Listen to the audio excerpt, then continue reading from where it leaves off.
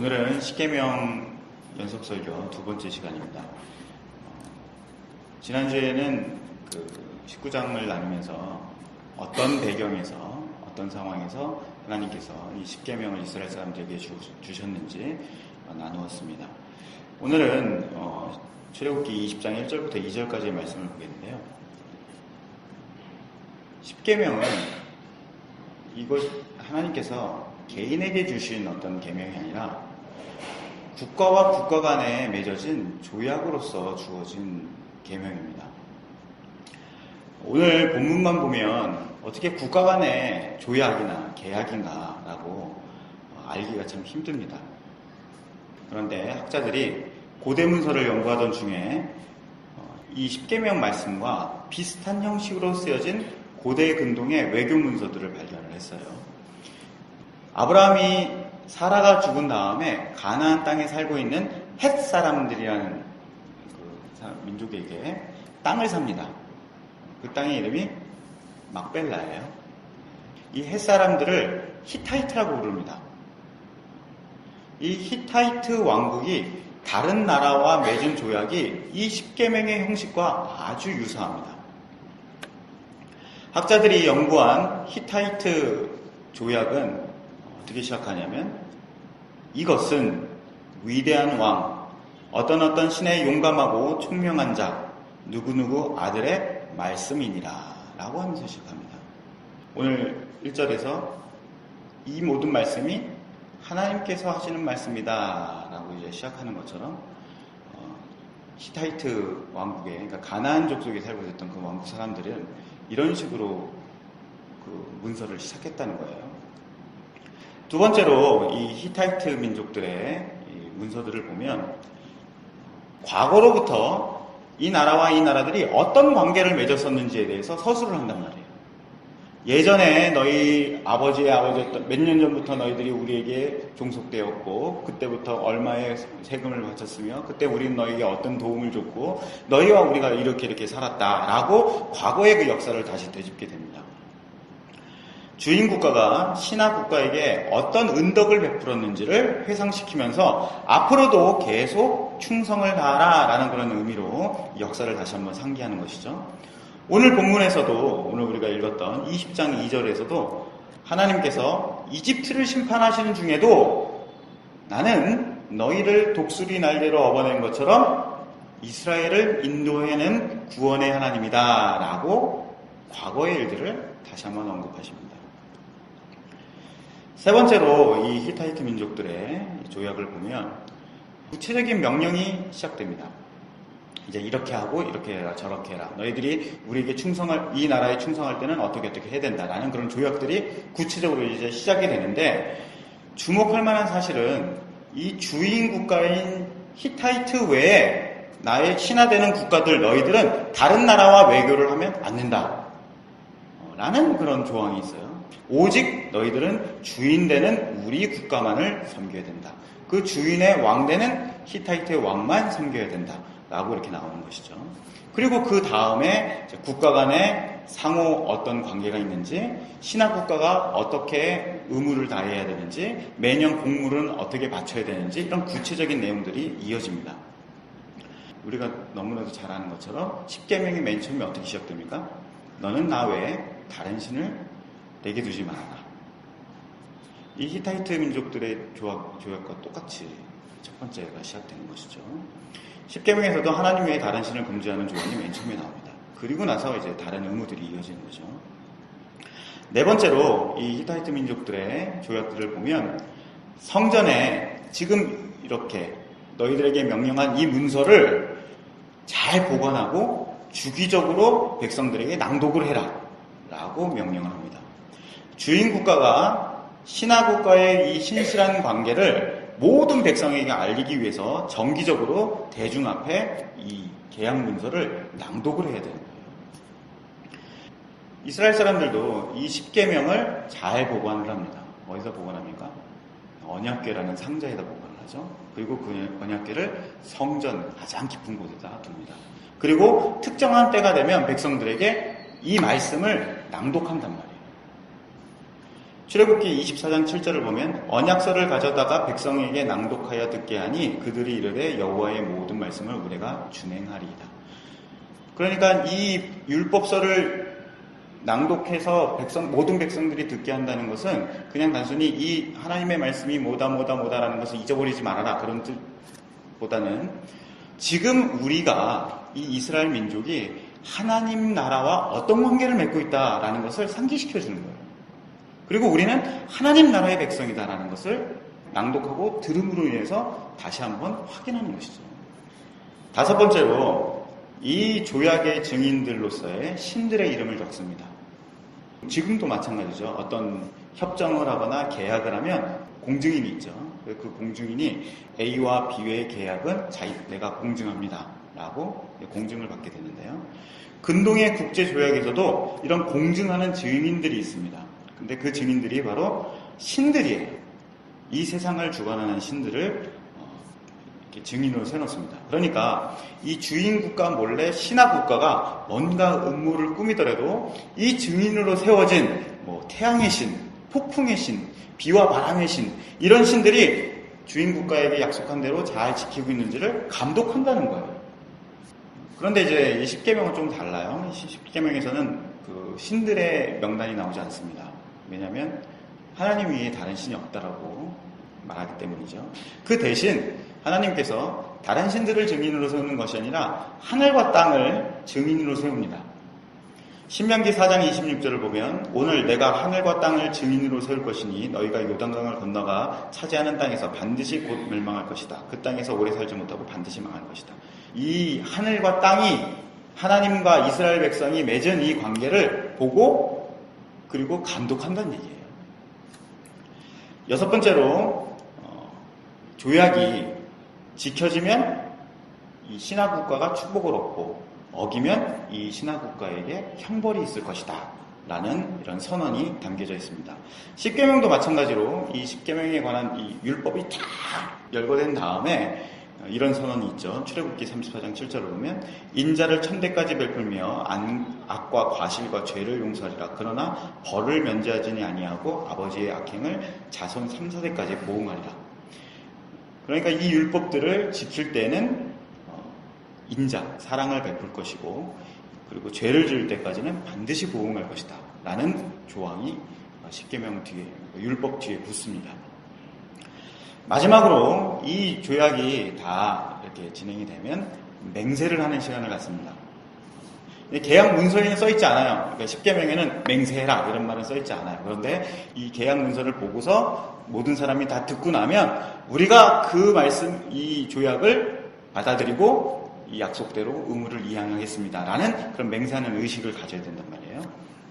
이스라엘 사람들도 마찬가지로 이 말씀을 듣고 난 다음에 어떤 산에 올라가요. 두 산에 올라가는데 그리짐산과 에발산이죠.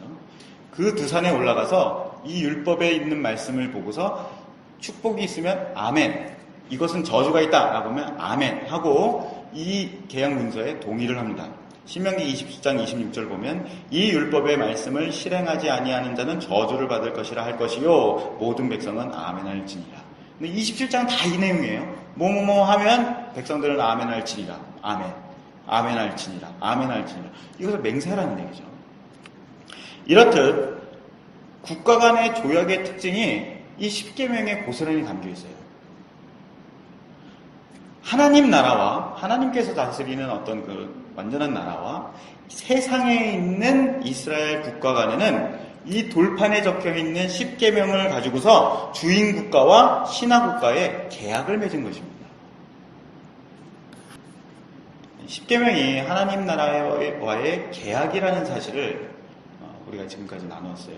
그러면 이것이 어떤 의미를 갖고 있는지에 대해서 살펴보려고 합니다. 첫째, 이 십계명은 하나님 사랑과 이웃 사랑이라는 하나님 나라의 통치 질서를 지금 이 세상에 구현하기 위해서 만들어진 실천적인 명령이지 지금 이 하나님 나라에도 필요한 계명은 아닙니다. 이걸 좀 쉽게 예를 들면 갑이라는 국가가 있어요. 을이라는 국가가 있습니다. 이 갑이라는 국가가 을이라는 국가를 다스리게 되었어요. 이 갑이라는 나라는 아주 선진국입니다. 그래서 길도 깨끗하고 건물도 깨끗하고 아주 자연환경도 좋아요. 그런데 이 을이라는 국가는 아주 개발이 덜 돼서 먼지 많고 그리고 공기도 오염돼서 사람들이 아주 건강이 안 좋단 말이에요. 이 갑이라는 국가가 을이라는 국가를 다스리려고 하니까 이 을이라는 국가의 사람들이 매일 목욕을 하지 않으면 병에 자꾸 걸린단 말이에요. 그래서 이 갑이라는 국가가 을에게 명령을 합니다. 을 국가에 있는 사람들은 매일 목욕을 해라 라고 법으로 정합니다. 이 계명은 갑이라는 국가의 통치 질서가 을에게 적용되도록 을에게 맞춘 명령이에요. 갑에는 이런 명령이 없어요. 왜냐면 그럴 필요가 없으니까. 깨끗하고 환경이 좋은 나라이기 때문에 매일 목욕을 해라. 이거 뭐 할 수도 있는 거고 이틀에 한 번 할 수도 있는 거고 뭐 그래도 병이 나지 않고 잘 살 수 있단 말이에요. 근데 을이라는 나라에서는 매일 목욕을 하지 않으면 못 사는 거예요. 을에 맞춘 거라는 거죠. 을이라는 나라는 이 매일 목욕을 해라 라고 하는 명령을 들으면서 아, 갑이라는 나라가 어떤 나라구나 라는 것을 배울 수 있습니다. 아, 갑이라는 나라는 사람의 건강을 중요하게 여기는 그런 나라구나. 그리고 갑이라는 나라는 자연환경이 깨끗해서 사람이 살기 좋은 그런 환경을 가진 나라구나. 라고 이 명령을 통해서 갑이라는 나라가 어떤 나라라는 걸 배운단 말이에요. 그러면 이 을이라는 나라 사람들은 앞으로 이 갑이라는 나라가 을을 다스릴 때에 어떻게 다스릴지 그리고 이 갑이 을이라는 나라를 발전시킬 거 아니에요? 그러면 앞으로 이 을이라는 나라가 갑의 지배를 받아서 통치를 받게 되면 어떤 방향으로 발전하게 될지를 배울 수가 있는 것입니다. 이 명령을 통해서요. 을에 있는 백성이라고 하더라도 갑이라는 나라에 가서 살면 목욕을 매일 안 해도 돼요. 을이라는 나라 사람들은 을에 살고 있지만 갑이라는 나라가 내려준 명령, 그러니까 매일 목욕을 해야 된다라고 하는 그 명령을 듣고 갑이라는 나라가 이런 것을 원하고 이런 나라구나 라는 것을 알고 그러면 나도 몸을 깨끗하게 해서 내 건강을 유지해야겠다 라고 해서 매일 목욕을 한다면 이 을이라는 나라에 살고 있지만 갑이라는 나라의 통치 아래에서 갑과 함께 살고 있는 것과 마찬가지인 것입니다. 무슨 말인지 이해가시죠? 십계명을 보면 부모를 공경하라는 말씀이 있어요. 그런데 천국에는 남자도 여자도 없고 결혼도 하지 않습니다. 그러니까 부모 자식 관계라는 게 있을 수가 없죠. 그러니까 천국에서는 부모를 공경하라고 하는 계명이 필요가 없어요. 하지만 우리가 사는 세상에서는 아주 중요한 계명입니다. 이게 이해가세요? 십계명은 하나님 나라에서는 필요가 없어요. 예를 들어서 또 간음하지 말아라. 천국에서 간음할 일이 뭐가 있겠어요? 도둑질하지 말아라. 그럴 필요가 없단 말입니다. 이 십계명은 지금 우리에게 필요한 거예요. 하나님 나라에 필요한 것이 아니라. 그런데 부모를 공경한다라는 이 계명을 통해서 진짜 우리 부모님은 하나님이시구나. 그 하나님을 사랑하고 공경해야 되는 거구나 라는 것을 배우고 또 동시에 나와 가장 가까이 있는 그 사람을 사랑하라 라는 이 하나님 나라의 정신을 고스란히 배울 수가 있는 것입니다. 우리는 부모를 공경하라 라고 하는 계명을 통해서 이것을 명령하신 하나님을 아버지로 알고 이웃사랑이라는 하나님 나라의 질서를 배울 수가 있는 것이죠. 그러면 이런 이해를 바탕으로 실제로 부모 공경이라는 그 계명을 실행하게 되면 우리는 이 땅에 살고 있어요. 하지만 하나님 나라의 정신과 하나님 나라의 질서를 가지고서 우리가 여기 살고 있기 때문에 우리가 이 땅에서 하나님 나라를 살게 되는 셈이 되는 것입니다. 하나님께서는 십계명을 통해서 거룩한 하나님이 어떤 분이신지를 가르쳐 주신 거죠. 그리고 하나님 나라가 어떤 나라인지, 어떤 질서로 움직이는지를 가르쳐 주신 거예요. 그리고 또 그 계명을 통해서 하나님 나라를 이 땅에서 살 수 있도록 방법으로 주신 것입니다. 두 번째, 십계명은 세상과 사람의 유익을 위한 것입니다. 우리가 어떤 계명을 지킨다고 해서 하나님께 이득이 될 만한 게 없어요. 하나님 나라는 이미 완성이 되어 있는 거예요. 우리는 십계명을 배우고 이해하는 만큼 이 세상에서 하나님 나라를 누릴 수가 있는 것입니다. 예수님께서 산상수훈을 하시면서 진짜 율법이 무엇이냐 내가 너희들에게 가르쳐 줄게 하고 말씀하신 다음에 결론적으로 맨 마지막에 뭐라고 말씀하시냐면 그러니까 너희들은 그의 나라와 그의 의를 구해야 된다 라고 말씀하시는 거죠. 그래서 그 나라와 그 의를 구하는 만큼 우리가 그것을 누릴 수가 있는 거예요. 세 번째로 10계명은 개인보다 구원받은 공동체가 어떤 사회를 만들어가야 되는가에 대해 초점이 맞춰져 있는 것입니다. 하나님께서 모세를 따라온 이스라엘이라는 공동체에게 10계명을 주셨어요. 그러니까 우리가 10계명을 딱 받아들일 때에 내가 이 계명을 어떻게 지켜서 어떤 복을 받을 것인가 이것보다는 어떻게 우리가 10계명이 말하는 하나님 나라의 정신이 우리 사회 가운데 우리 공동체 가운데 흐르게 할 것인가 이것을 고민해야 되는 거예요. 10계명에 약속된 복도 한 개인이 받는 것이라기보다는 공동체가 함께 누리는 복입니다.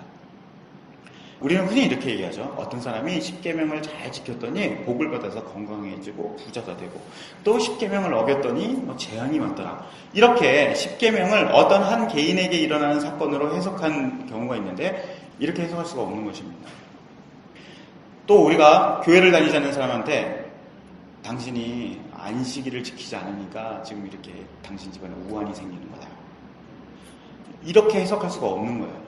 왜냐하면 10계명은 한 개인에게 주어지는 것이 아니기 때문에 그렇습니다.